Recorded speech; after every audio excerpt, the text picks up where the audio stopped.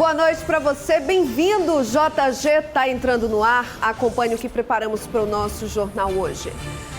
Nós vamos mostrar os caminhos para participar do Programa de Inclusão Digital da Universidade Estadual do Maranhão. As aulas vão voltar, mas de forma online, e os estudantes vão precisar de acesso à internet. Só seria de sucesso o modo remoto se nós conseguíssemos fazer chegar ao aluno essa possibilidade dele acompanhar as aulas. Então nós vamos conceder aos alunos até 5.000 chips. Com participação maior da União, PEC que renova o Fundeb foi aprovado na Câmara Federal e o texto segue para o Senado. Zonas eleitorais do Maranhão voltaram com o atendimento presencial. E cresce o índice de confiança entre os empresários maranhenses. É a primeira vez que o resultado é positivo desde a pandemia.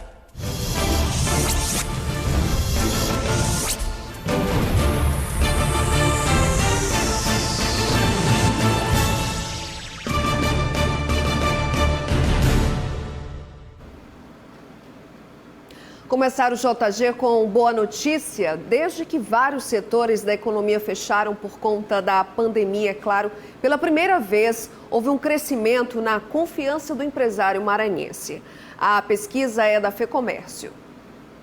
Camila é dona deste salão de beleza que fica na área nobre de São Luís. Daí você já imagina o quanto ela tem que somar para manter a conta de água, luz, aluguel e dos 55 funcionários em dia.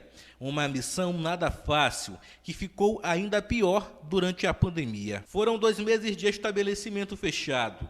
Em junho, ela voltou a abrir as portas, seguindo uma série de medidas sanitárias, como o uso obrigatório de máscaras, álcool em gel e o distanciamento social. Mesmo com a crise na economia por conta do coronavírus, a empresária decidiu investir na divulgação nas redes sociais e em promoções. Essa retomada, depois de 2 meses fechado, foi algo bem gradativo, né? É como aprender a caminhar novamente, conquistar os clientes, né? Para que eles sintam segurança em voltar a frequentar o salão de beleza. Assim como a Camila, centenas de empresários tentam voltar à rotina e aumentar o faturamento. A retomada gradual das atividades vem aumentando a confiança do empresário. Foi o que apontou uma pesquisa da FEComércio, que indica um crescimento de 6,6% na confiança do empresário neste mês. Embora o indicador ainda esteja situado no que a gente chama de zona de pessimismo,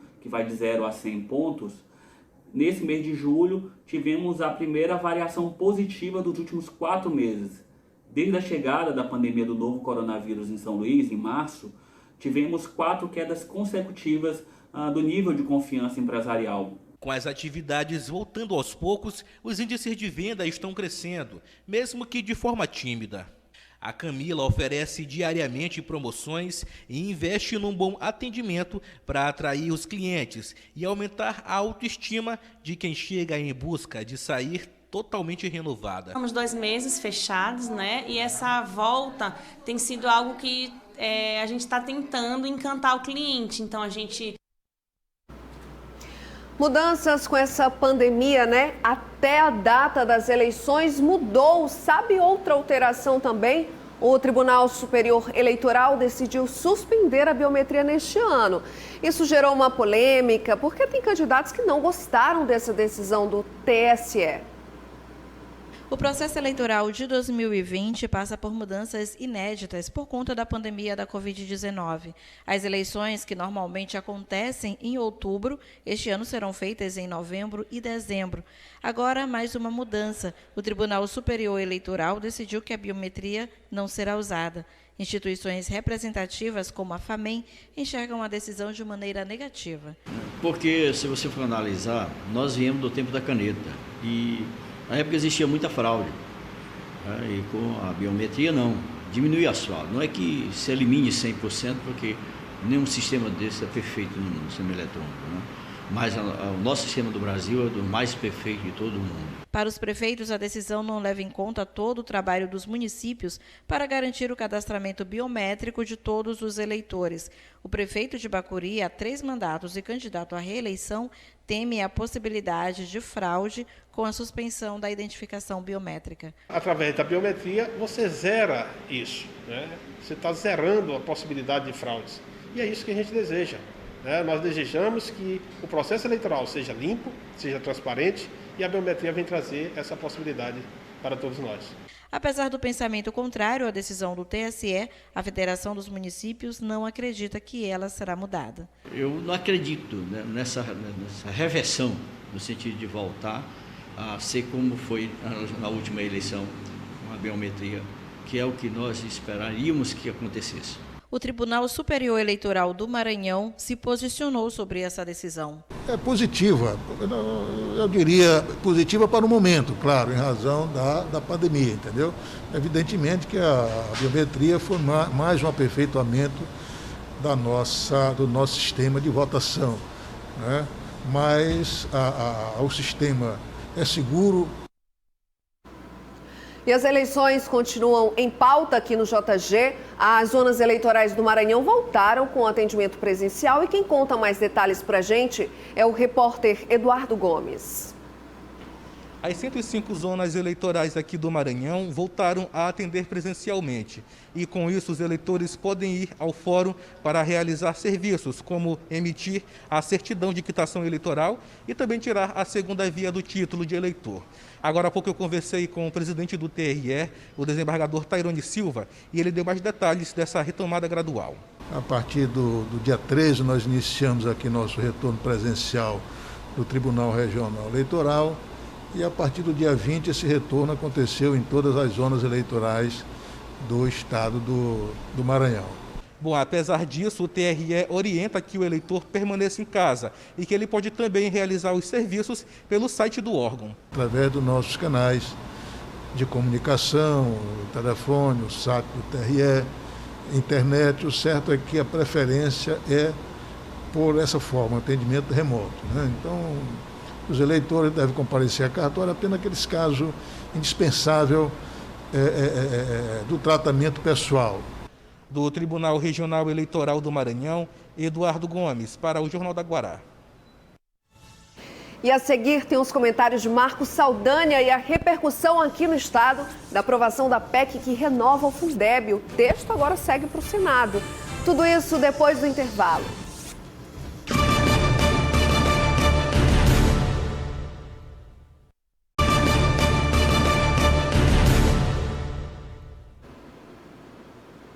E voltamos aqui no JG, como eu falei no bloco anterior, a gente vai agora mostrar uma reportagem especial sobre a importância dessa aprovação da PEC, da proposta de emenda à Constituição, que fala sobre o Fundeb. É um momento muito importante na educação, né, Marcos? Sem dúvida, um passo importante. Vamos acompanhar aí a reportagem.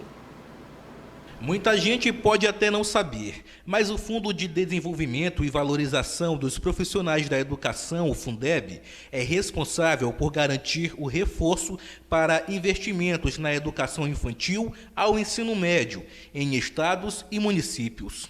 O fundo é composto por impostos municipais, estaduais e federais. O valor também é usado para pagar salários de professores e reformar escolas.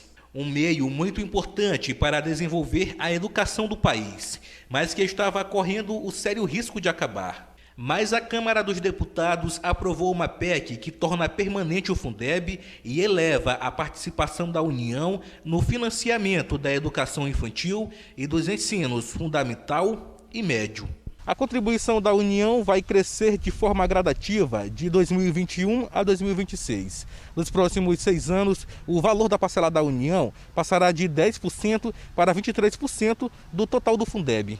Além disso, também ficou assegurado que pelo menos 70% desses recursos serão destinados para a remuneração dos profissionais da educação. As evidências indicam que o Fundeb tem um papel redistributivo. Esse papel foi relevante para os municípios mais pobres, mas limitado, porque não chegou a tantos quantos deveria chegar.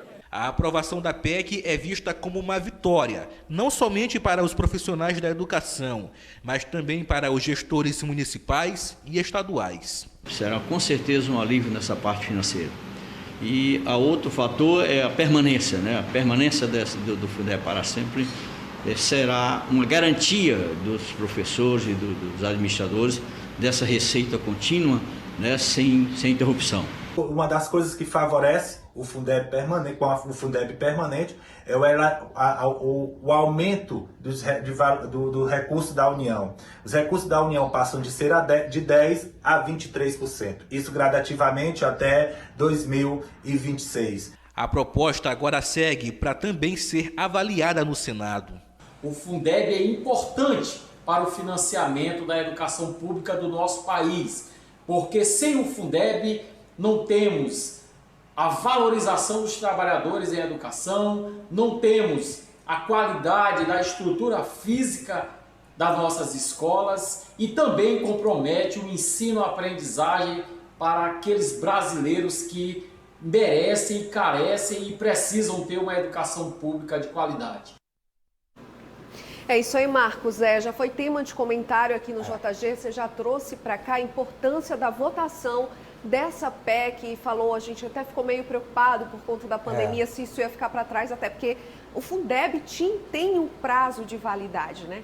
Como se comportaram os deputados federais maranhenses nessa votação?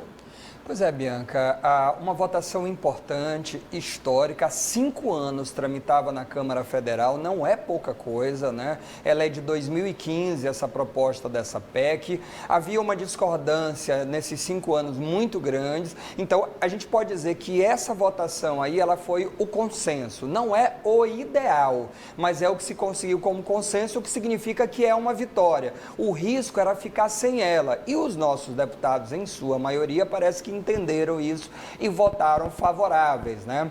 Então, a importância do fundo é exatamente que final desse ano, dezembro desse ano, não haveria esse fundo para financiar a educação. É para você entender direitinho, estados e municípios e uma pequena parte da federação depositam dinheiro num fundo e é com esse dinheiro que se banca a educação. Hoje, uma grande parte, para não dizer 100%, da maioria dos municípios brasileiros dependem 100% desse dinheiro para poder pagar a folha de pagamento e muitas vezes ainda precisam pegar do fundo de participação para dar conta de complementar. Então, era necessário fazer a aprovação e o que é melhor, a parte positiva é que o fundo agora se torna permanente e com uma contribuição maior da federação. A gente precisa entender isso também. Por quê? Porque os estados e, sobretudo, os municípios, eu considero aí o município o elo mais fraco do quesito da arrecadação, é quem tem menos recurso e é a quem cabe uma boa fatia da educação, que é o ensino fundamental, que vai ali dos 6 anos de idade até a entrada no ensino médio. E o município, ele tem que arcar com essa faixa toda com a maior parte do recurso próprio. Então, o fundo nada mais é do que a garantia de que, pelo menos, o pagamento, agora não só de professores, mas de trabalhadores da educação, é uma inovação no Fundeb, vai poder estar garantido o pagamento com esse valor. E ainda poderá ter, com esse aumento do repasse para a federação, que a gente pode entender que é o irmão rico e o irmão pobre. A federação, ela bancava a educação federal, as universidades e os institutos. Boa parte do dinheiro que ia para o MEC, ele também era comprometido com a folha de pagamento. Mas a grande quantidade de alunos, eles não estão na faculdade, eles estão nas escolas, tanto no fundamental quanto no ensino médio. Então, não é querer dar importância mais a uma educação ou a outra, não é isso. É dizer que a educação básica, ela precisa indiscutivelmente de um aporte maior de recursos para poder bancar não só o pagamento da folha, como também os investimentos, consertar luz, bebedouro, toda a estrutura que a escola precisa para poder funcionar. Marcos, você trouxe aí um dado interessante que eu nem sabia, 5 anos, né, tramitava, esperando a votação. Então, foi uma votação histórica, mas foi, vamos dizer, aos 45 minutos do segundo tempo. Parece que foi aquele desespero, porque já ia acabar. Tem um prazo de validade. Pois é, e o que é pior, o governo federal ainda tentou mexer nas regras da proposta no último momento, o que poderia colocar em risco a não aprovação desse projeto. Você acha que essas regras vão entrar agora no texto sendo levado lá para o Senado? Essa é uma preocupação. Por quê? Porque esse texto que sai da Câmara agora, ele encontra uma proposta que já existe no Senado. Então pode acontecer a fusão das duas num consenso, como aconteceu na Câmara, das várias propostas que existiam, ou se houver aí um desentendimento, né, aí pode emperrar e não avançar. Ou seja, comemoramos uma grande vitória, os educadores e todo mundo que defende a política educacional. Mas a guerra, uma grande batalha foi vencida, mas a guerra, de fato, ela ainda não está ganha. Ou seja, até dezembro precisa ter aprovação também do Senado. Porque se o Senado fizer grandes alterações, como é uma PEC, volta para a Câmara de novo, então isso é o que ninguém quer. Quer que se chegue ao melhor consenso. O governo ainda garantiu lá poder, a cada 10 anos, fazer uma reavaliação, uma medida, mas já quer dizer... O mais importante é que está garantido lá na Câmara, agora vamos para o Senado, né? Esperar um bom trabalho dos nossos senadores. É isso, Marcos. Muito obrigada, tá? Boa noite para você. Boa noite, obrigada. E no próximo bloco nós vamos mostrar os caminhos para participar do Programa de Inclusão Digital da UEMA. Até já.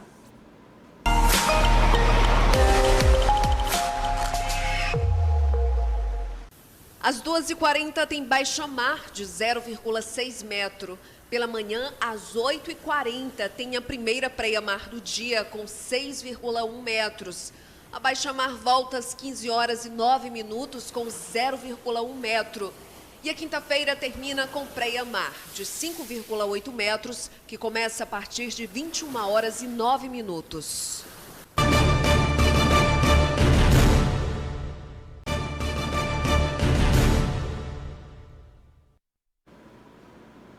Eu tô de volta com aquela dica de todo dia aqui no JG. A gente sabe que neste momento difícil toda ajuda é bem-vinda. Por isso, a Equatorial Maranhão traz de volta a promoção Energia em Dia. É uma promoção pensada para realmente ajudar as pessoas. São sorteios todo mês de um ano de supermercado de R$500.